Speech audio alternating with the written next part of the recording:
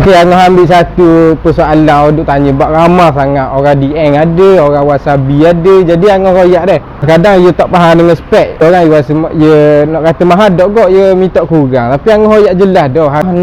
Angah nak le ni harga RM650 sahaja. Mungkin rasa harga agak keras sikit, tapi kena tengok. Ni Angah pakai ring Allotai. Dalam pula ia pakai speed bearing dengan sub bearing. Ada memang keras ha. Ketahanan dia pun lain, pusingan dia pun lain.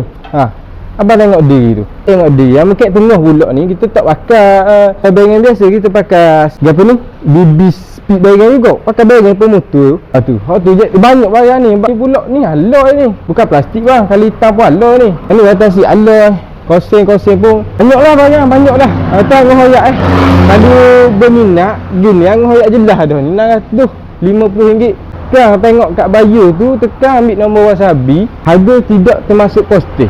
Bak dulu royak mari kedai pilih dengan harga gini. Tapi biarlah Angah kira kalau orang nak pun 150 tak termasuk postage. Bak ramai je belah-belah puah duk tanya duk nak tu. Jadi bagi faham tak? Faham tak? Jelas tak lagi? Kalau tu komen jelas bawah.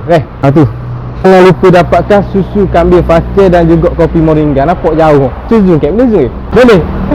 Tidak apa deh. Mendapatkan sekarang kopi moringa ataupun susu kambing fakir, satu pembelian satu nama. Jangan lupa tu. Hadiah utama sebiji kereta. Yang kedua, basikal elektrik 3 basikal lajak, 4 basikal lajak, 5 basikal lajak. Kita ada 5 hadiah untuk pemenang. Lulus.